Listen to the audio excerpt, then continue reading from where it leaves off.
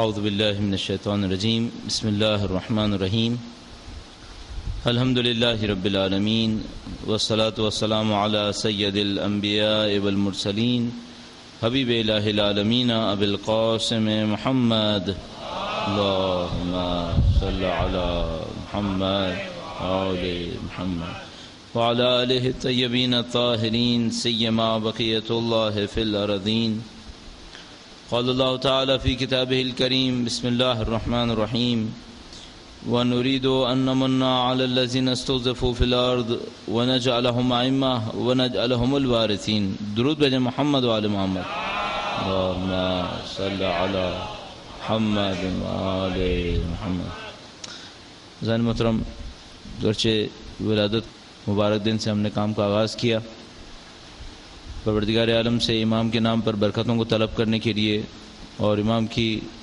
خوشی کے موقع پر ان کی والدہ ماجدہ کے حضور اپنی مبارکبادی کا پیغام پہنچانے کے لیے ایک دفعہ بآواز بلند درود بھیجیں محمد وعلی محمد اللہم صلی علی محمد وعلی محمد۔ تفسیر کے لیے سورہ مبارک شورا کا انتخاب کیا ہے۔ اس سورہ کی تشریح اور مختصر تفسیر آپ کی خدمت میں بیان ہوگی۔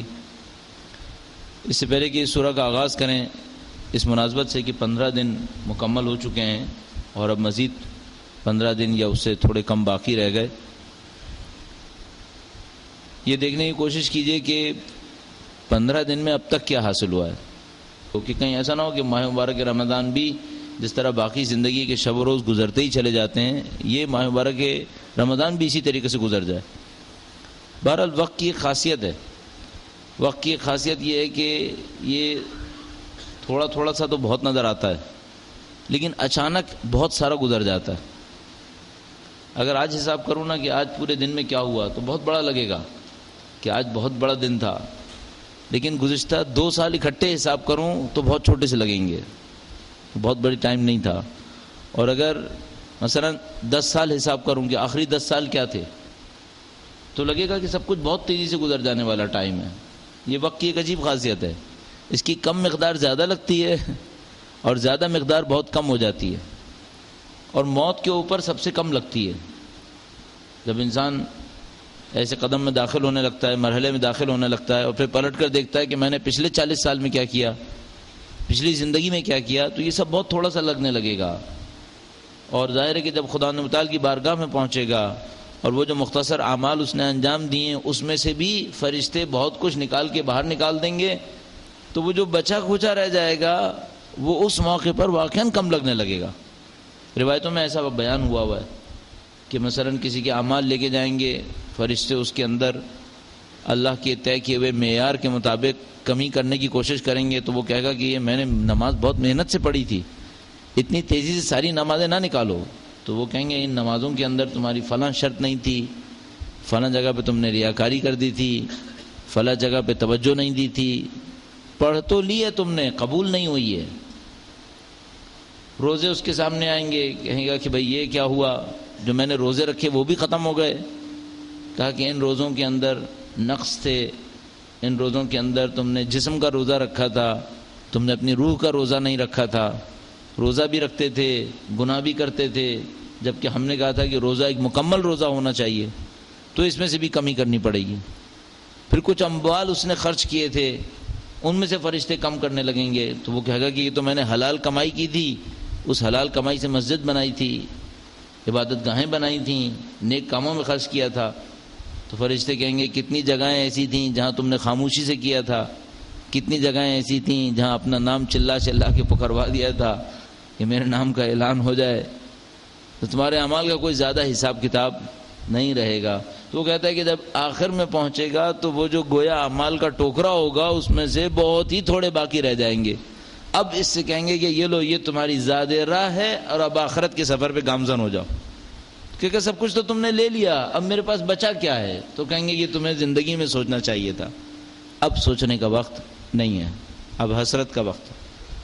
گویا اس طرح کی ایک روایت موجود ہے ہمارے پاس، اہل سنت کے پاس بھی ہے، کہ قیامت کے دن سب سے زیادہ حسرت اٹھانے والا شخص وہ شخص ہوگا جو بہت اچھے اعمال انجام دے گا، لیکن قیامت کے دن جب معیار کا پیمانہ رکھا جائے گا تو وہ اعمال اس میں سے ختم ہو جائیں گے. جب اعمال ختم ہو جائیں گے اور وہ دیکھے گا میرے پاس کچھ نہیں رہا، اس آدمی سے زیادہ حسرت اٹھانے والا شخص کوئی نہیں ہوگا. اس طرح کا بیان کیا جاتا ہے. تو یہ بڑا اچھا موقع ہے. 15 دن گزر گئے ہیں، 15 دن باقی ہیں. سوچئے 15 دن میں کیا ہوا ہے. اگلے 15 دن میں بھی کم و بیش یہی کچھ ہوگا، کوئی بہت بڑا کارنامہ نہیں ہوگا.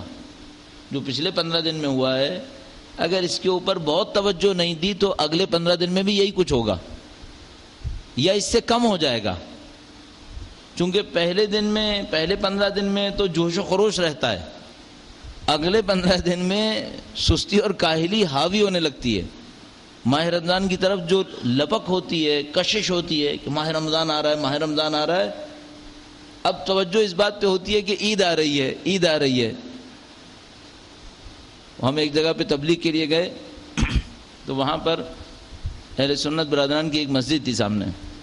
وہاں سحری سے پہلے ایک بچہ ایک گویا کوئی نظم سی تھی وہ پڑھا کرتا تھا.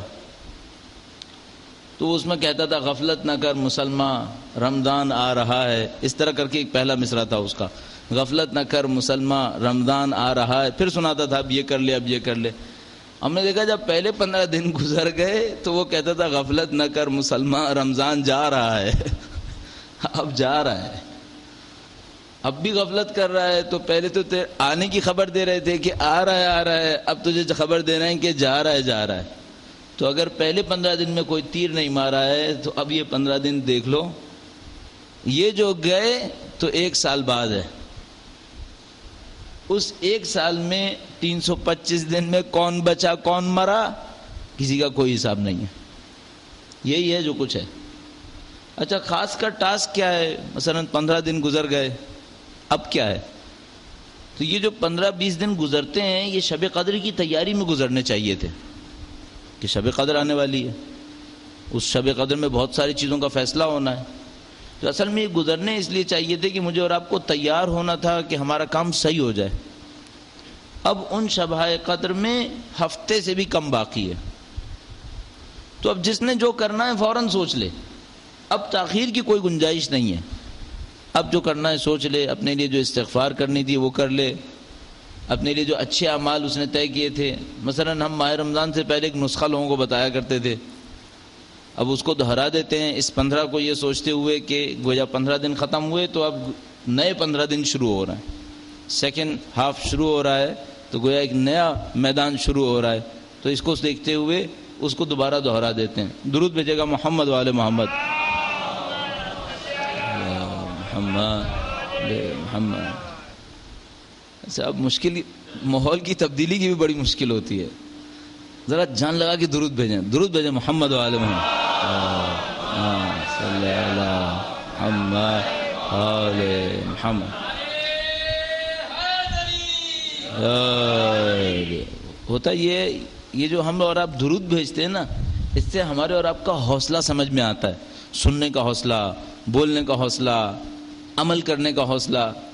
اگر درود بالکل یوں ایسا بس زبان سے نکال کے جان چھڑا رہی ہو تو پھر مزہ نہیں آتا. یعنی لگتا ہے جیسے عوام عمل کے حوصلے میں نہیں ہے، میدان میں نہیں آنا چاہ رہی. اچھا ہم لوگوں کی کوشش یہ ہوتی ہے لوگ میدان میں آئیں، ذرا طاقت دکھائیں. پتہ نہیں شیطان بند ہے، لڑنا کس سے ہے. ایک عجیب مشکل ہے. اللہم صلی علی محمد آل محمد. تو تھوڑا سا مثلا ایسا ہو کہ مومنین فعال نظر آئیں، مومنین کے اندر جوش و جذبہ نظر آئے، دین کی خاطر تڑپ نظر آئے، کام کرنے کا حوصلہ ہو. مجھے یاد ہے کبھی کبھی ہم لوگ کچھ کہانیاں سنانی پڑیں گی ذرا ماحول بن جائے. تو کبھی کبھی ہم لوگ کھیلنے جاتے تھے، ایک جگہ پہ کراٹے سیکھتے تھے. وہ جناب علی سیکھنے گئے بہت پہلے کالج کی لائف میں. تو سیکھنے جاتے تھے تو وہ کبھی کبھی کوئی انسٹرکٹر آتا تھا، دیکھتا تھا سب مرے ہوئے، کسی کی ہمت ہی نہیں ہے. مثلا 3-4 بجے دوپہر میں کلاس ہوتی تھی، کوئی کالج سے آ رہا ہے، کوئی اسکول سے آ رہا ہے، سب اپنی جانیں نکلی ہوئی ہیں صبح کے وقت میں، تو سب مرے کٹے ہوتے تھے.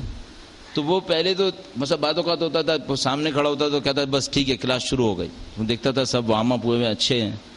کبھی کبھی آتا تھا کہتا نہیں تم لوگوں کے ساتھ کچھ نہیں ہو سکتا ہے، تم لوگوں کو پہلے مجھے تیار کرنا پڑے گا. وہ 5-10 منٹ وہ ایسی ایکسرسائز کرواتا تھا کہ سویا ہوا آدمی بھی جاگ جائے, مردہ بھی پوچھنے لگے ہوا کیا بھائی. اب یہ ہے کہ ہمارا کام یہ ہے کہ جگائیں. اچھا آپ کے جاگنے سے ہم بھی جاگیں گے, دو طرفہ کام ہے نا. اگر آپ یوں نظر آئیں گے کہ ہمت کم ہو رہی ہے, نہیں کم, ہمیں معلوم ہے ہمت بہت ہے, لیکن اگر ایسا نظر آیا تو پھر ہم بھی سوچیں گے بس ٹھیک ہے گزار ہی دو. تو ہم چاہیں گے کہ آپ کے اندر ہمت ہو, توانائی ہو, آپ کے حشاش بشاش چہرے ہوں. 15 دن بھوک نہیں کاٹی ہے ہم نے, پتہ ہے آپ کوئی 15 دن بھوک نہیں کاٹتا ہے. ماہ رمضان میں ویٹ سب کا بڑھ جاتا ہے, کسی کا ویٹ نہیں گھٹتا ہے. ہم سب یعنی اندازہ ہو گیا, کئی سال سے دیکھ رہے ہیں. تو ابھی یہ ہے کہ الحمدللہ آپ سب لوگ حشاش بشاش رہیے, فعال رہیے, محنت کیجئے, اللہ کے دین کی طرف جائیے. اللہ کا دین بہت اچھے دور کے اندر داخل ہو رہا ہے. دین کے ماننے والے بہت خوبصورت دور کے اندر داخل ہو چکے ہیں. قربانیاں کا دور ہے, ایثار کا دور ہے. یہ خوبصورت دور ہے اس اعتبار سے کہ قربانی دے رہے ہیں, نتیجہ بھی دیکھ رہے ہیں. اس کے اوپر تفصیل سے بات کریں گے. بہت اچھا دور آیا ہوا ہے. تو اس اچھے دور کے اندر اپنی دینداری کو مضبوط کیجیے گا. تو وہ جو منصوبہ تھا وہ ہم یوں بتاتے تھے ماہ رمضان سے پہلے کہ بھئی 30 دن ہے, اس 30 دن میں آپ نے عبادتیں بھی کرنی ہیں, آپ نے اپنے نفس کے اوپر توجہ دینی ہے, اس کے اندر امپروومنٹ کرنی ہے. تو اپنا ایک نظام بنا لیجئے. نظام کیا بنائے؟ بس اتنا سوچ لیجئے 30 دن میں ایک بیماری سے لڑیں گے, ایک اچھائی بڑھا لیں گے. چھوٹا سا ایک ایجنڈا بنائیے. ایک خرابی کم کریں گے, ایک اچھائی بڑھا لیں گے. ایک ماہ رمضان کا یہ فائدہ ہماری ذات کے اندر آ جائے. دنیا عمل کی دنیا ہے, دنیا صرف سننے سنانے کی دنیا نہیں ہے. کتنا ہی کوئی بولتا رہے, کتنا ہی کوئی سنتا رہے, دنیا نہیں بدلے گی. دنیا عمل سے بدلتی ہے. آپ کو آخرت چاہیے, عمل سے بنے گی. عمل کے علاوہ کچھ نہیں ہے. آپ نے یہاں پہ سنا, 1 گھنٹہ نہ سنیے, 3 گھنٹہ سنیے, گھر واپس جائیے وہی ہو تو کچھ نہیں ہوگا. یہاں بیٹھے بیٹھے کچھ نہیں ہوگا, یہاں جانے کے بعد کچھ شروع ہوگا. کہ اب اگر آپ نے عمل کرنا شروع کر دیا تو آپ کی دنیا بدل جائے گی. تو جو عمل کا کام ہے وہ یہ ہے. دعائیں تو آپ پڑھ رہے ہیں, قرآن کریم کی تلاوت آپ کر رہے ہیں, روزہ آپ رکھ رہے ہیں, لیکن جو کرنے کا کام ایک اور ہے, اہم کام وہ یہ ہے کہ اپنے نفس کی ایک برائی کو آئیڈینٹیفائی کیجیے کہ بھئی میرے اندر خرابیوں میں سے یہ خرابیاں ہیں, اور یہ ایک خرابی بہت بنیادی خرابی ہے. اگر یہ صحیح ہو جائے تو کئی چیزیں صحیح ہو جائیں گی. اچھا, ہر انسان کو اپنے نفس کا پتہ ہوتا ہے. قرآن کریم فرماتا ہے ان الانسان علی نفسہ بصیرہ, انسان اپنے نفس کے اوپر بصیرت رکھتا ہے. ولو القی معاذیرہ, گرچہ عذر پیش کرتا رہتا ہے, ہیلے بہانے بناتا رہتا ہے. کسی سے کوئی کہیے بھئی یہ مشکل ہے, بیماری ہے, کہتا ہے میری بیماری نہیں ہے, لوگوں کی بیماری ہے, لوگ بیمار ہیں. پھر یہ خرابی کیوں ہے؟ تو وہ کہتا ہے یہ میری خرابی نہیں ہے, معاشرہ ایسا ہے کہ مجھے خراب کر دیا اس نے, میں صحیح ہو بھی نہیں سکتا. نہیں, ایسا کچھ نہیں ہے. اگر فرعون کے گھر کے اندر بیٹھ کر حضرت آسیہ وہ مقام حاصل کر سکتی ہیں تو ہم اس سے برے معاشرے میں نہیں ہیں. فرعون کے گھر سے بہتر جگہوں پر ہیں. ہمارے گھر فرعون کے گھر سے بہتر ہیں کم سے کم. اور فرعون کے گھر میں رہنے والی حضرت آسیہ اللہ کے نزدیک وہ مقام حاصل کر لیتی ہیں. تو پھر ہمارے لیے راستے بہت کھلے ہیں, ہمارے لیے راستے تو بہت بہتر ہیں. تو اپنی ایک برائی کو آئیڈینٹیفائی کیجئے کہ بھئی اب تک تو چلیے 15 دن گزر گئے, اب باقی چند دن باقی ہیں, میں نے اپنے نفس کے اوپر محنت کرنی ہے, کوشش کرنی ہے. اچھا, ہر انسان کی مشکل اپنی جگہ پر ہوتی ہے, کوئی جنرل رول نہیں بنایا جا سکتا. مثالیں دی جا سکتی ہیں. مثلا ایک انسان کو کہیں نہ کہیں عادت ہے بزنس میں جھوٹ بولنے کی, بولتا ہے, یا تو یہ کہہ کے بولتا ہے کہ اگر یہ نہ بولوں تو جو بک رہا ہے یہ بھی نہیں بکے گا, یا یہ کہہ کر بولتا ہے کہ سب بولتے ہیں میں بھی بولتا ہوں. ہے مسئلہ کچھ لوگوں کے ساتھ, کسی کو. اچھا, مشکل کچھ انسانوں کے ساتھ ایسے ہے کہ اس جھوٹ کا ان کو پتہ ہے, سامنے والے کو بھی پتہ ہے کہ یہ جھوٹ ہے, پھر بھی بولتے ہیں. ہمارا معاشرہ اس وقت جھوٹ کے معاملے میں ایک ایسی جگہ پہ پہنچ گیا ہے کہ میں عرض کیا کرتا ہوں اس طرح کہ جو بول رہا ہے اس کو پتہ ہے کہ سامنے والے کو پتہ ہے میں جھوٹ بول رہا ہوں, اور یہ مجھے بھی پتہ ہے کہ وہ یہ بات سمجھ گیا ہے کہ میں جھوٹ بول رہا ہوں. پھر وہ میرے جھوٹ کے اوپر ایک اور جھوٹ بولے گا, اور اس کو بھی پتہ ہے کہ مجھے پتہ ہے, اور مجھے بھی پتہ ہے کہ اس کو پتہ ہے. دونوں کو پتہ ہے کہ دونوں ایک دوسرے سے جھوٹ بول رہے ہیں, لیکن بول لیں گے, پھر بھی بولیں گے. بالکل دو ایسے نکموں کی طرح جو ایک دوسرے کے سامنے بیٹھ کر شیخ چلی کے پلاؤ بناتے رہتے ہیں. اس کو بھی پتہ ہے یہ شیخ چلی ہے, اس کو بھی پتہ ہے یہ شیخ چلی ہے, کرنا نہ اس نے, کرنا نہ اس نے. لیکن پتہ نہیں کیوں معاشرہ ایسا بن گیا ہے. اب ہمیں یہ توڑنا پڑے گا. توڑ لیجئے اپنی اس برائی کا، ایک برائی آئیڈینٹیفائی کیجئے، اس کا مقابلہ کیجئے، ایک اچھائی کا اضافہ کرنے، آپ کی اچھائیاں بے تحاشا ہوں گی بحمد اللہ رب العالمین. لیکن ابھی بھی میرے سامنے دیکھوں تو میں دیکھتا ہوں دسیوں ایسی خوبیاں ہیں جو میرے اندر ہونی چاہیے اور نہیں ہیں. اب مجھے اس موقع سے فائدہ اٹھانا چاہیے، کم سے کم ایک اچھائی کو پوائنٹ آؤٹ کر کے اس کو اپنے اندر لانے کی کوشش کروں. فائدہ کیا ہوگا؟ فائدہ یہ ہوگا کہ اگر میری زندگی میں 30 ماہ رمضان گزرے تو 30 برائیوں سے میں لڑ لیا، اور ایک برائی سے آپ لڑیں گے، سمجھ لیجئے 10 برائیوں سے خدا خود بخود آپ کو نجات دلا دے گا. اثرات ہوتے ہیں نا برائیوں کے، ایک جھوٹ اور جھوٹ لاتا ہے، ایک جھوٹ غیبت بھی لاتا ہے، ایک غیبت برائی بھی لاتی ہے، یہ ساری باتیں ہوتی ہیں. ایک برائی کا آپ نے خاتمہ کیا اور بہت ساری برائیاں آپ کی ختم ہو جائیں گی. اسی طریقے سے میں اپنے اندر دیکھوں کہ بھئی میں اپنے اندر کون سی برائی کا خاتمہ کر سکتا ہوں، کون سی اچھائی کا اضافہ کر سکتا ہوں. اگر ہم اور آپ اس راستے پر چلیں، معاشرے کے اندر بہتری اور کیسے آتی ہے، معاشرے تبدیل کیسے ہوتے ہیں. معاشرے ایسے ہی تبدیل ہوتے ہیں. مثلا ہم نے یہ سمجھا ہے کہ پتہ نہیں تبدیل ہونے کے لیے کچھ اور ہونا ہے، نہیں، کچھ اور نہیں ہونا، یہی ہے نا. انہی دروس کے ذریعے سے، انہی شخصیتوں کے ذریعے سے، آپ کے جیسے اعمال کے ذریعے سے، انہی سے معاشرے تبدیل ہوتے ہیں. میرے اور آپ کے ذریعے تبدیل ہونے ہیں، اور کوئی اور نہیں آئے گا، فرشتے نہیں آئیں گے. اب حتیٰ جب تک امام کی تشریف آوری نہیں ہو رہی، عام انسانوں کے اعمال سے دوسرے انسانوں پہ اثر پڑے گا. ایک متقی پرہیزگار انسان معاشرے کے اندر ہوگا، وہ معاشرے کو تبدیل کر لے گا. اور ہم نے دیکھا ہے پورا شہر ایک آدمی کے بلبوتے پہ تبدیل ہو جاتا ہے. بڑی بڑی تبدیلیاں ایک آدمی کے ذریعے سے آ جاتی ہیں. تو آپ میں اور آپ نہیں کر سکتے یہ کام؟ کیوں نہیں کر سکتے؟ ہم نے تو کتنی دفعہ دیکھا ہے ایک آدمی کے ذریعے سے پورا خاندان تبدیل ہو جاتا ہے. تو معاشرہ ایسے ہی تبدیل ہوتا ہے. ہم سب ایک دوسرے کو یہ کہہ رہے ہیں کہ ہم برے معاشرے میں پھنس گئے ہیں، لیکن یہ نہیں سوچ رہے کہ معاشرے کی برائی کو ختم ہم نے ہی کرنا ہے، کسی اور نے نہیں آ کے کرنا ہے. اور وہ ختم کرنے کی کوشش کہاں سے ہوگی؟ یہیں سے ہوگی. ایک برائی کی، اپنی ایک برائی کا خاتمہ کرنا، اپنے اندر ایک اچھائی کا اضافہ کر دے. معاشرے کا اوور آل پرسنٹیج برائی کا خود بخود کم ہو جائے گا، خود بخود اس کا گراف اچھائی کے معاملے میں بڑھنا شروع ہو جائے گا.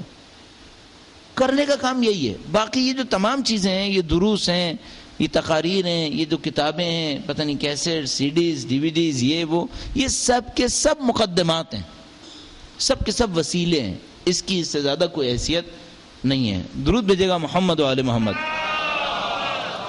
صلی علی محمد آل محمد. سب سورہ شورا کا انتخاب کیا ہم نے، اور یہ سورہ مبارکہ کل 53 آیات پر مشتمل ہے. پارے کی ترتیب سے 25ویں پارے کے اندر قرار پا رہی ہے. اس سورہ کے اندر کچھ آیات ایسی ہیں جن کے بارے میں قاطعیت کے ساتھ کہہ سکتے ہیں کہ یہ مکی ہیں. کچھ آیات ایسی ہیں جن کے بارے میں قاطعیت کے ساتھ نہیں کہہ سکتے آیا مکی ہیں یا مدنی ہیں. تو اس اعتبار سے یہ سورہ مجموعی طور پر مکی سورہ ہے، لیکن کچھ آیات اس کے اندر مدنی ہونے کا گمان بھی ہے. سورہ کے لیے کئی موضوعات ہیں اس کے اندر. قیامت کا تذکرہ بھی ہے تھوڑا سا کم، رسول خدا کی وحی کا تذکرہ ہے. مجموعی طور پر یوں لگتا ہے جیسے وحی اور اس کے پیغام کے قوانین کا تذکرہ ہے کہ وحی کیسے ہوتی ہے، قوانین کیا ہیں اس کے، انسانوں کی زندگیوں کے اندر تبدیلی کیسے آتی ہے، اگر تبدیلی قبول نہیں کریں گے تو کیا ہوگا، قیامت کا ہماری زندگی سے رابطہ کیا ہے. یہ وہ چند موضوعات ہیں کہ جو ابتدائی طور پر اس سورہ کے اندر مورد بحث قرار پائیں گے. اس کا آغاز کرتے ہیں پروردگار عالم سے اس دعا کے ساتھ کہ پروردگار ہمیں قرآن کریم کی نورانیت سے منور ہونے کی توفیق عنایت فرمائے اور ہم سب کو اپنے خاص راستے کی سمت رہنمائی فرمائے. بسم اللہ الرحمن الرحیم. حامیم عین سین قاف. اچھا سب پہ مد ہے تو مد کے نتیجے میں اس کو کھینچنا بہت ضروری ہے. آپ کو پتہ ہے کہ حروف مقطعات متعدد سوروں کے اندر آتے ہیں. ابتدا کے اندر الف لام میم. حروف مقطعات یعنی ٹکڑے ہوئے ہوئے حروف، ان کے بارے میں تفاسیر بہت زیادہ ہیں. پچھلے سالوں کے اندر جب بھی ہم نے کسی سورہ کو شروع کیا اور کہیں حروف مقطعات آ گئے تو ہم نے اس کے اوپر تھوڑی بہت گفتگو کی کہ حروف مقطعات کے مطلب کیا ہو سکتے ہیں. اس میں راز بھی ہو سکتے ہیں، یہ کچھ کوڈز بھی ہو سکتے ہیں. انسانوں کو شاید یہ بتانے کے لیے بھی ہو سکتے ہیں کہ تم نادان ہو، کم فہم ہو، تمہیں ان لوگوں سے سوال کر لینا چاہیے جن کے پاس علم اللہ کا دیا ہوا ہے، اور وہ ظاہر ہے کہ اہل بیت اطہار علیہ السلام ہے. تو اس کے اندر کئی اسرار ہو سکتے ہیں، لیکن یہ ہے کہ صحیح راز کیا ہے ان حروف مقطعات کا، وہ ہمارے سامنے بہت زیادہ واضح نہیں ہے۔ گویا اس پیغام کے اندر کچھ حصہ ہے جو ابھی کشف ہونا ہے، اور یہ خود اس بات کے اوپر دلیل ہے کہ ایک حجت خدا نے آنا ہے۔ اگر حجت خدا نے نہیں آنا تو کسی بھی مسلمان سے کوئی پوچھے حامیم کیا مطلب ہے، اچھا اگر کہ مطلب ہے تو بتائے، قاطعیت کے ساتھ بتائے کہ ہاں یہ مطلب ہے، ثابت کرے۔ کیسے؟ کوئی ثابت نہیں کر سکتا اس کا مطلب کیا ہے۔ جب نہیں ثابت کر سکتے، اعتراف کرنا پڑے گا ابھی ایک حجت خدا نے آنا ہے جس نے اس پیغام کو ایکسپلین کرنا ہے، بتانا ہے کہ اس میں ہے کیا، ورنہ سمجھ لیجئے کہ ابھی بھی قرآن کریم کا یہ حصہ ہمیں سمجھ میں نہیں آیا، کسی کو بھی سمجھ میں نہیں آیا اگر نہ ہو کوئی حجت خدا۔ اور یہ بھی عرض کرتا چلوں کہ شیعہ وہ واحد فرقہ ہے جو اللہ کے نمائندوں کے تسلسل کا ابھی تک قائل ہے، واحد فرقہ ہے جو یہ کہتا ہے کہ اللہ کے بھیجے ہوئے نمائندے ابھی بھی آ رہے ہیں، دنیا کا کوئی دین اور فرقہ اب اس بات کا قائل نہیں ہے۔ مثلا یہودیت وہ کہہ رہی ہے کہ ابھی مسیح نے آنا ہے، ہم منتظر ہیں، لیکن اس وقت کوئی حجت خدا نہیں ہے۔ عیسائیت اسی طریقے سے، مسلمانوں کے دوسرے فرقے اسی طریقے سے، واحد ایک فرقہ ہے جو کہہ رہا ہے کہ نہیں، ایک شخص، ایک ہستی جس کو اللہ نے منسوب کیا ہے وہ ابھی بھی ہے، ابھی بھی ان کا علم ہے، ابھی بھی ان کی فعالیت ہے، اور انہوں نے تشریف لا کر ان تمام چیزوں کو تشریح کرنا ہے۔ حامیم، یہ جو حامیم کے نام سے قرآن کریم کے اندر 7 سورتیں ہیں، ان تمام کو حامیم سے شروع کیا گیا ہے۔ ان کے اپنا پڑھنے کا ثواب ہے اور اس میں جزا لکھی ہوئی ہے، لیکن یہ کہ اس میں حامیم کے بعد عین سین اور قاف بھی اضافہ ہوا ہے۔ باقی سوروں میں جہاں حامیم سے شروع ہوا ہے وہاں صرف حامیم کے بعد باقی تمام جملات ارشاد فرمائے ہیں۔ كذلك يوحي إليك وإلى الذين من قبلك الله العزيز الحكيم، فرمایا خداوند عزیز و حکیم آپ کی طرف اور جو پیغمبر آپ سے پہلے گزرے ہیں اسی طرح وحی کرتا ہے۔ عزیز یعنی طاقتور، عزیز سخت کے معنوں میں بھی استعمال ہوتا ہے، مثلا جیسے ہم دعائے ندبہ کے اندر کہتے ہیں عزیز علیہ، میرے لیے سخت ہے یہ بات، میرے لیے قابل تحمل نہیں ہے، اس پر مجھے پریشانی لاحق ہے۔ اور عزیز طاقتور کے معنوں میں بھی ہوتا ہے۔ خدا نے متعال عزیز ہے، ایسی طاقت ہے اس کے اندر کہ کوئی اور طاقت اس کے مقابلے میں نہیں آ سکتی، اور اس طاقت کے ساتھ حکمت بھی ہے۔ عزیز حکیم، طاقتور بھی ہے، حکمت بھی رکھتا ہے۔ ایسا طاقتور نہیں ہے جو اپنے طاقت کو نعوذ باللہ بلا ارادہ، بلا سبب، بلا مقصد استعمال کر لے، نہیں، وہ عزیز ہے اور حکیم ہے، طاقت رکھتا ہے اور طاقت کو صحیح طریقے سے استعمال کرتا ہے۔ كذلك يوحي إليك وإلى الذين من قبلك الله العزيز الحكيم، اسی طرح اے نبی آپ کی طرف اور آپ سے پہلے والے گزرنے والے انبیاء کی طرف اللہ نے وحی کی ہے۔ اصلا وحی کیا ہے؟ وحی انسان کو ملنے والی وہ معلومات ہے جو اگر خدا کی طرف سے نہ آتی تو یہ خود سے حاصل نہیں کر سکتا تھا، اس کی عقل میں اتنی توانائی نہیں تھی۔ انسان کی عقل میں یہ توانائی ہے کہ وہ یہ جان لے کہ میری زندگی آسانی سے کیسے گزرے گی مادی اعتبار سے۔ انسان کے اندر عقل میں یہ توانائی ہے کہ مثال کے طور پر ستاروں اور سیاروں کے اوپر اپنے شٹلز بھیج دے، اسپیس شپس بھیج دے، یہ سب انسان کے ذہن کے اندر طاقت ہے، اور نہیں معلوم انسان کے اندر کیا کیا طاقتیں ہیں جو اگلے 5-10 سال کے اندر بہت تیزی کے ساتھ ظاہر ہونے والی ہیں۔ کچھ نہیں معلوم یہ اپنی طاقتوں میں کہاں پہنچے گا، لیکن اس کے باوجود کچھ علم اس کے پاس ایسا ملنا ضروری ہے جو اپنے دماغ سے حاصل نہیں کر سکتا تھا۔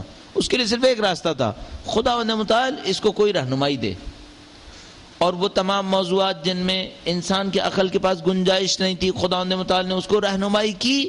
ان تمام موضوعات کے اندر آنے والے علوم کو ہم وحی تعبیر کرتے ہیں، یہ وحی ہے۔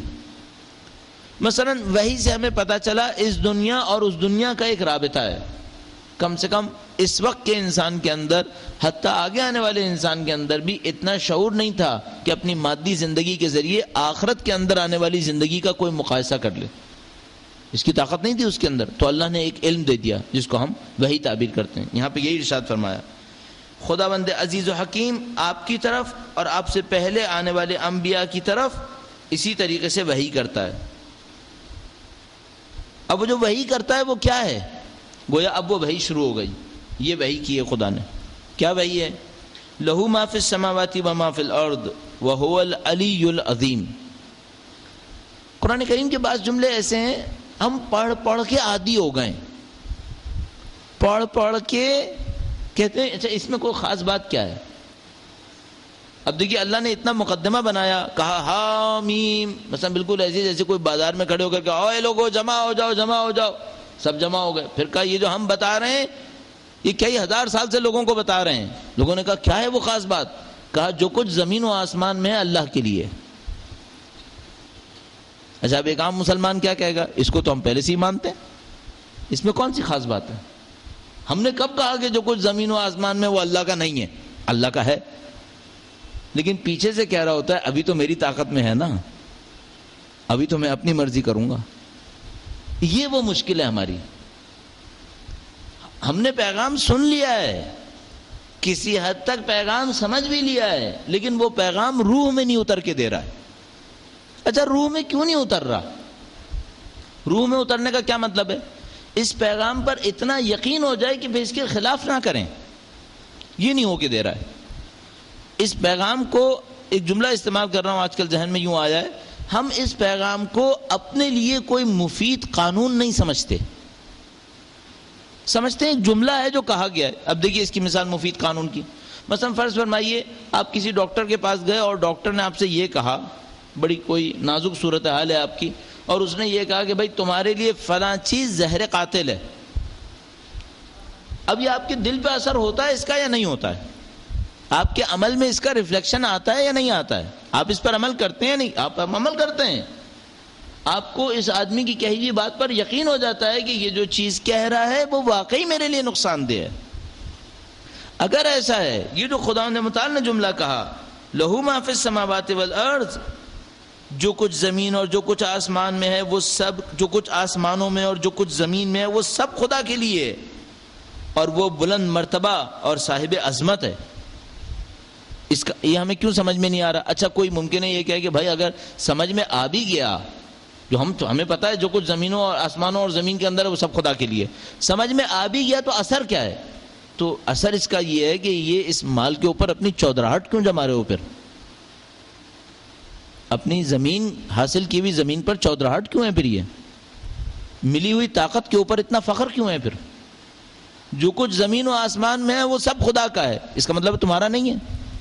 تمہارا نہیں ہے تو تمہارے پاس ہے کیوں؟ بہت بہت زیادہ آگے بات بڑھی تو یہ ہے کہ امانتاً ہے. بس ممکن ہو عذاب میں ہو, ممکن ہے امتحان میں ہو, بہت ساری پاسبلٹیز ہیں.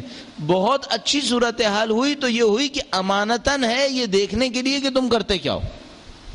زیادہ سے زیادہ یہ ہوگا نا, مثلا میری جان میرے پاس ہے, میں اپنی جان کا مالک ہوں, میں اپنے وقت کا مالک ہوں, میں اپنے ارادے کا مالک ہوں, یہ تمام چیزوں کا میں مالک ہوں. اور خدا کہہ رہا ہے لہو ما فی السماوات والارض, جو کچھ زمین و آسمان میں ہے وہ اس کا ہے. میں کہوں گا ٹھیک ہے خدا ہے تیرا ہوگا, لیکن اپنی جان کا تو میں مالک ہوں نا. وہ کہتا ہے نہیں تم مالک نہیں ہو, میں مالک ہوں. مثلا آج کسی کو کہیے, آج ایک خاص کلچر بن گیا نا دنیا کے اندر, پوری دنیا میں ہے, ہمارے ہاں کافی حد تک آ گیا, تھوڑا سی رمق رہ گئی ہے, وہ ہم میڈیا سے بات کر رہے ہیں کہ وہ بھی نکال لے, تھوڑی سی رہ گئی ہے. وہ یہ ہے آپ کسی سے کہیں بھائی یہ کام کیوں کر رہے ہو, کہتا ہے میرا معاملہ, تم کون ہوتے ہو, میرا معاملہ. اچھا یہ ہے نا, ایک دفعہ نہیں سنا ہوگا آپ نے, 10 دفعہ سنا ہوگا کہ تمہیں کیا, تمہیں کیا, صحیح ہے, یہ سب کچھ کہتے ہیں نا. اچھا یہ پوچھیے جو تمہیں کیا یہ کہنے والا ہے, اس کا مطلب کیا کہہ رہا ہے؟ یہ جو کچھ ہے یہ میرا ہے, تمہیں کیا. اب اس سے کوئی کہے مجھے خدا نے کہا ہے کہ تمہیں روکوں, تو کہتا ہے تم اپنا کام کرو, میں اپنا کام کروں گا. اس کا مطلب کیا ہے؟ اس کو خدا کی حاکمیت قبول نہیں ہے. یہی تو جملے نے کہا ہے کہ جو کچھ ہے وہ خدا کا ہے, تمہارا نہیں ہے, یہ اسے قبول نہیں ہے. اب یہ قرآن کا ماننے والا ہے, ممکن ہے سورہ شورا پڑھ بھی رہا ہو, ممکن ہے اس کی تلاوت بڑے خوش الحانی کے ساتھ کر بھی رہا ہو, لیکن اس کے عمل میں خدا نہیں ہے, خدا کی مالکیت نظر نہیں آ رہی. اس کو یقین نہیں ہے کہ جو کچھ ہے وہ خدا کا, یہ سمجھ رہا ہے میرا ہے. تو اگر کوئی امر بالمعروف نہی عن المنکر کے تحت اس سے آ کے کہتا ہے بھائی یہ مت کرو, تو کہتا ہے تمہیں کیا, میری مرضی میں جو کچھ کروں گا. اب ایک خاص کلچر بن گیا. اچھا اب وہ پہلے ہوا یہ تھا کہ جناب یہ کلچر بنا تھا دو اجنبیوں کے درمیان کہ بھئی ایک اجنبی کہیں بس میں جا رہا ہے, آپ نے دیکھا, اس سے کہا بھائی یہ مت کر, تو کہا تجھے کیا ہے, اپنا کام کر. آپ نے سر جھکا کے بیٹھ گئے کہ ہاں بھائی ٹھیک ہے, اگر طاقت ہوتی تو لڑ لیتے, اب تو ہم میں طاقت نہیں ہے, کوئی بات نہیں, آپ بیٹھ گئے. اچھا پہلے تو اجنبی میں ہوتا تھا, پھر ہمسائے میں شروع ہوا. آپ نے ہمسائے سے کہا کہ بھائی تمہارا بچہ غلط حرکت نہیں کرتا, تم کون ہو, تو میرا بچہ ہے نا. آپ کہیں گے بھائی اللہ آؤ تم اپنا کام کرو, میں اپنا کام کروں گا, ٹھیک ہے بھائی چلو. ہمسائے کا تھا وہ چھوڑ دیا. پھر بات آئی رشتہ دار پر. اپنا رشتہ دار دیکھا غلط کام کر رہا ہے, اسے جا کے کہا بندہ خدا دیکھ صحیح کر لے. تو کون ہے بھائی, جا اپنے گھر کو نپٹا. چلو بھائی رشتہ دار بھی کٹ گیا. اب اگلا ٹائم آئے گا, کچھ آ گیا ہے. اپنے بیٹے سے بھی کہیں گے نا بیٹا ہمت کر, کہتے بابا جی آپ کو کیا کام ہے, آپ نے کام کیجیے. اچھا آپ زیادہ سے زیادہ کیا کہیں گے کہ بھائی میرے گھر میں مت رہو گیا, ٹھیک ہے جا رہے ہیں جائیے. اچھا یہ ویسٹ میں آج سے 10 سال پہلے ہو چکا ہے, اب ہمارے یہاں شروع ہو رہا ہے. یہ ان لوگوں کی داستان ہے مغرب میں جنہوں نے خدا کو دل سے مانا ہی نہیں تھا. اگر مانا بھی تھا تو دھوکے میں آ کر وہ اس جگہ پہنچ گئے. اب ہماری باری آئی ہے, اور یہ ان لوگوں کی داستان بنے گی جو قرآن کے ماننے والے ہیں اور قرآن کے پڑھنے والے ہیں. قرآن بھی ہے ان کے ہاتھ میں, پڑھ بھی رہے ہیں, مانتے بھی ہیں, لہو ما فی السماوات والارض کہتے بھی ہیں, پھر بھی کہتا ہے تجھے کیا. یہ کیوں ایسا ہو گیا؟ کسی نے ان کو سمجھایا نہیں کہ بھائی لہو ما فی السماوات و ما فی الارض کا مطلب مالکیت ہے, اللہ مالک ہے, میں تم مالک نہیں ہیں. یہ جو آدمی بول رہا ہے اگر خدا کے دین کی خاطر تم سے بول رہا ہے, تمہاری ذمہ داری ہے کہ اس کو سنو.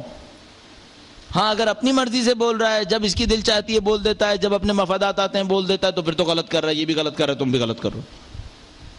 لیکن اگر بول رہا ہے خدا کی خاطر بول رہا ہے, تمہیں سمجھ میں آ رہا ہے کہ خدا کی خاطر بول رہا ہے, تو اس کی سنو. نہیں سنو گے تو تم پر بھی مشکل آئے گی. اب ہمارے یہاں وہ کلچر میں نے کہا نا وہ کافی ختم ہو چکا ہے. تھوڑا سا جو بچ گیا وہ میڈیا جان لگا رہا ہے. 5 سال میں بڑی ترقی کی ہے پاکستان نے, 5-6 سال میں واقعا بڑی ترقی ہوئی ہے. یہ تو اگلی نسلیں بتائیں گی کہ ہم نے کتنی ترقی کی ہے. ابھی اندھے پن کی ایک چال چل رہی ہے. وہ لوگ اس ڈیڈ لاک میں پھنس کر چیخ رہے ہیں کہ ہم کہاں پھنس گئے. ہم اس ڈیڈ لاک کی خوشی بڑھ رہے ہیں کہ بڑا اچھا راستہ ہے جو ہم نے پکڑ لیا ہے.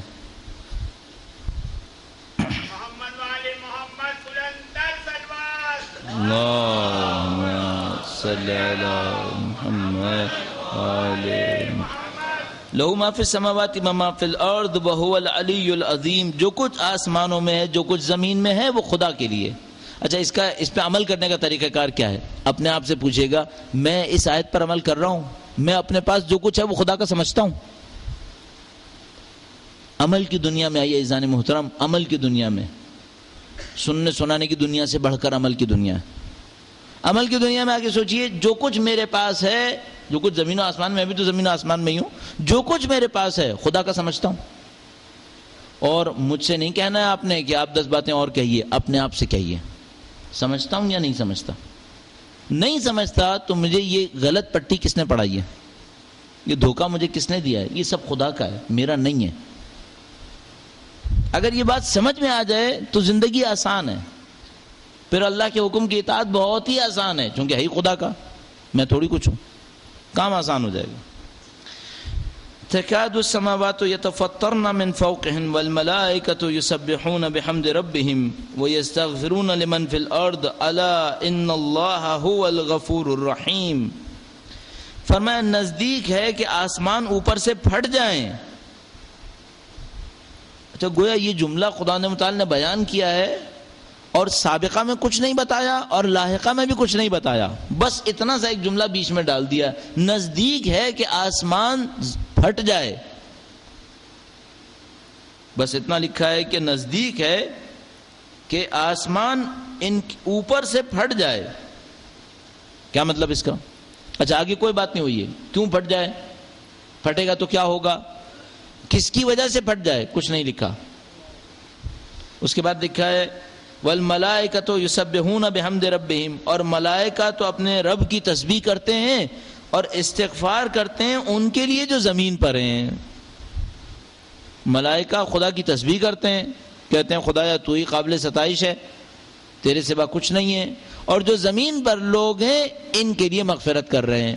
ان دونوں آیتوں سے ایک بات سمجھ میں آ رہی ہے، ایک ہی آیت کے دو جملے، ان سے ایک بات سمجھ میں آ رہی ہے، زمین پر انسانوں کے اعمال کا براہ راست تعلق آسمانوں پر ہونے والے واقعات سے ہے، اور وہ جو آسمان پہ جو کچھ ہو رہا ہے وہ زمین کے اعمال سے متاثر ہو رہا ہے۔ قرآن کریم نے ارشاد فرمایا نزدیک ہے کہ آسمان اوپر سے پھٹ جائے۔ کیوں پھٹے گا؟ کیا ضرورت ہے اللہ کو؟ آسمان اس نے بنایا ہے، پھر کیوں کہہ رہا ہے کہ پھٹنے والا ہے؟ کیوں پھٹنے والا ہے؟ اعمال اتنے بگڑ گئے ہیں، اب اوپر سے کچھ نہ کچھ ہو جائے گا۔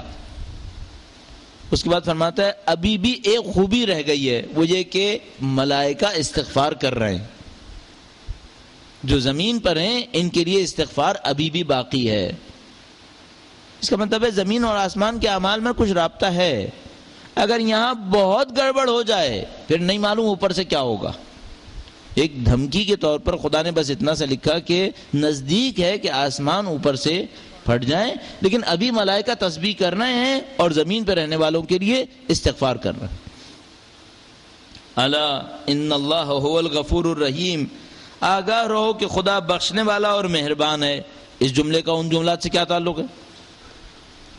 جو کچھ زمین و آسمان میں ہے اللہ کے لیے وہ بہت طاقتور ہے۔ نزدیک ہے کہ آسمان پھٹ جائے اور فرشتے اللہ کی تسبیح کر رہے ہیں، زمین والوں کے لیے استغفار کر رہے ہیں۔ جان لو خدا بہت زیادہ بخشنے والا اور مہربان ہے۔ کہہ رہا ہے کہ تمہارے اعمال تو ایسے ہیں کہ تم نے ہماری ہر حاکمیت کا انکار کر دیا، اور تمہارے اس انکار حاکمیت کے نتیجے میں نزدیک ہے کہ آسمان پھٹ جائے، لیکن کچھ لوگوں کی وجہ سے ابھی ملائکہ کی استغفار جاری ہے، ابھی ملائکہ استغفار کر رہے ہیں۔ اس کے بعد امید دلاتا ہے، فرماتا ہے آگاہ رہو کہ خدا بخشنے والا مہربان ہے، اگر واپس آؤ خدا قبول کرنے میں دیر نہیں لگائے گا۔ اس کی مغفرت کے دائرے میں آ جاؤ تو خدا دیر نہیں لگائے، مہربان ہے، بخشنے والوں کو قبول کر لیتا ہے۔ یہ قرآن کریم ہے، قوانین کی کتاب ہے قرآن کریم، قوانین ہے۔ ہم انہیں قانون نہیں سمجھ رہے، ہم غلطی سمجھ رہے ہیں، بالکل ایسے ہم غلط سمجھ رہے ہیں۔ وہ بالکل اس طرح سے ہوا کہ کسی ڈاکٹر نے کہا کہ بھائی آپ کے لیے یہ چیز نقصان دہ ہے، آپ اگلی دفعہ پہنچے بیماری بڑھ گئی تھی، اس نے اندازہ لگانے کی کوشش کی کہ بھئی کیا مشکل آئی آپ کے ساتھ، دیکھا کہ جو اس نے کہا تھا نقصان دہ ہے وہ آپ نے استعمال کیا، اور وہ آپ سے کہتا ہے کہ بھئی میں نے تو آپ سے کہا تھا کہ آپ کے لیے نقصان دہ ہے۔ اب آپ گویا یوں اس کو جواب میں کہتے ہیں کہ ڈاکٹر صاحب میں نے اس کو بہت زیادہ سیریس نہیں سمجھا تھا۔ یہ قرآن ہمیں بار بار سمجھا رہا ہے کہ تم سیریس نہیں سمجھ رہے، لیکن ایسا ہے اور تم بچ بھی نہیں پاؤ گے۔ جو کچھ ہے زمین و آسمان میں اللہ کے لیے، تم قبول نہیں کر رہے، آسمان پھٹنے والے۔ کچھ لوگوں کی اعمال کے نتیجے میں ملائکہ تسبیح کر رہے ہیں، مغفرت کے لیے دعا کر رہے ہیں، اور خدا بخشنے والا مہربان ہے۔ اگر تم واپس آؤ خدا انہیں متعال قبول کر لے گا۔ ہمیں غور کرنا پڑے گا اپنے اعمال کے اوپر۔ دیکھیے حاکمیت کس کی ہے، کون حاکم ہے ان اعمال کا؟ زندگی کے اندر جو کچھ ہے اس کا حاکم کون ہے؟ اگر یہ ایک دفعہ ہو جائے ہمارے ساتھ، اگر اب بعض اوقات انسان کہتا ہے اور اس کو پتا ہوتا ہے کہ نہیں ہونا ہے، یعنی بہت کم لوگ عمل کریں گے، لیکن پھر بھی کہنا تو بہت ضروری ہے، امید تو زندہ رکھنی چاہیے۔ تھوڑا سا وقت نکال کر اپنے رویے کو دیکھیے، اپنے بیہیویئر کو دیکھیے، جو آپ کے اندر آپ کی مالکیت میں ہے اس کے ساتھ آپ کا بیہیویئر کیا ہے۔ دیکھیے اللہ کی مالکیت سمجھ میں آ رہی ہے یا میری مالکیت سمجھ میں آ رہی ہے؟ کیا سمجھ میں آ رہا ہے؟ اور پھر اپنے آپ سے پوچھیے گا یہ جو آج میں نے آیت سنی اس کے مقابلے میں میرا بیہیویئر آیت پر عمل کرنے والے کا ہے یا آیت کا انکار کرنے والے کا ہے؟ ظاہر میں تو ہم سب قبول کر رہے ہیں، عمل کا معاملہ ہے، فکر کا معاملہ ہے، دیکھنے کا معاملہ ہے، وہ قبول نہیں کر پا رہے۔ جو قبول کر لے وہ کیا کرے گا؟ جو قبول کر لے گا وہ صرف ایک کام کی طرف دیکھے گا، یہ سب خدا کا ہے، میرا کچھ نہیں ہے یہاں پر۔ اپنی شہرت ختم کر لے گا، اپنی ذات کو ختم کر لے گا، حتیٰ اپنے ارادے کو اللہ کے ارادے کے سامنے تسلیم کر لے گا۔ ابھی ہم لوگ سلیکشن دکھاتے ہیں دین کے مقابلے میں، یہ کروں گا دین میں سے یہ نہیں کروں گا، اپنی مرضی ہے۔ کیوں اپنی مرضی چلا رہے ہیں؟ سمجھ رہے ہیں میرا ہے، کچھ خدا کو دوں گا، باقی اپنے پاس رکھوں گا۔ کاش سمجھ لیتا سب کچھ خدا کا ہے، نہیں ہے میرا، اور اسی پہ خدا انہیں متعال حساب لے گا۔ اور جو سمجھ لے گا وہ قربانی دے گا، جو سمجھ لے گا اللہ کے ارادے پہ تسلیم ہو جائے گا۔ بہترین مثالیں خود خاندان اہل بیت اطہار علیہ السلام کی مثال، پوری زندگی پر دیکھیے، اپنا لگ رہا ہے ان کا، یا جو کچھ ہے وہ خدا کا لگ رہا ہے؟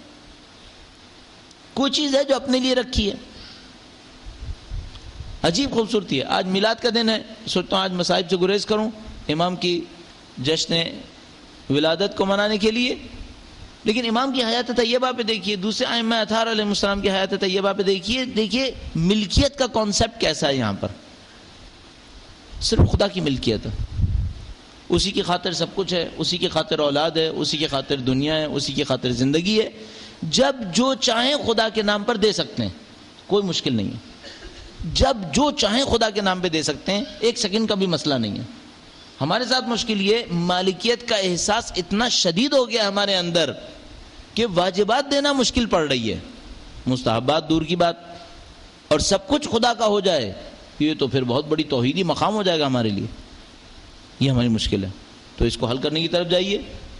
ماہ مبارک رمضان کے گزرے ہوئے 15 دن کے نتائج کو دیکھتے ہوئے اگلے 15 دن کے بارے میں زیادہ ہوشیار ہو جائیے، اس کی طرف کوشش کیجئے، توجہ دیجئے۔ میں نے آپ کی خدمت میں عرض کیا، ایک برائی کو آئیڈینٹیفائی کیجئے، اس کا خاتمہ کر دیجئے، ایک اچھائی کو آئیڈینٹیفائی کیجئے، اس اچھائی کو اپنے اندر لانے کی کوشش کیجئے۔ 15 دن میں ہم نے یہ معرکہ کر لیا،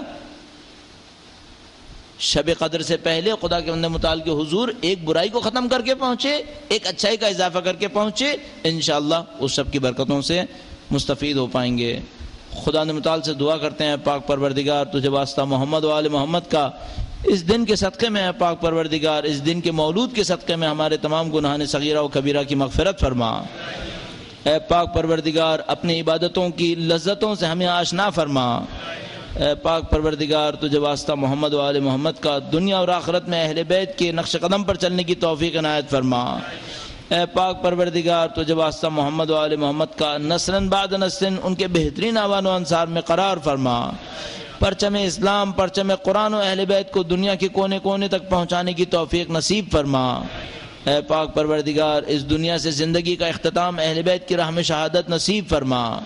اے پاک پروردگار تجھے واسطہ محمد و آل محمد کا اس ولادت کے موقع پر جو مومنین و مومنات مشکلات میں ہیں، بالخص مومنین عراق کی جان مال عزت و آبرو کی حفاظت فرما۔ دشمنان اہل بیت جو عراق کے اندر اہل بیت کے ماننے والوں کے خلاف سازشیں کر رہے ہیں، پاک پروردگار قابل اصلاح نہ ہو تو نیست و نابود فرما۔ اے پاک پروردگار پرچم اسلام کو فتح و نصرت نصیب فرما، پرچم کفر کو ذلت و خواری نصیب فرما۔ تجھے واسطہ محمد و آل محمد کا سید و سردار مولا اور آقا امام آخر الزمان کے ظہور میں تعجیل فرما۔ ہمیں اور ہماری اولادوں کو ان کے بہترین اعوان و انصار میں قرار فرما۔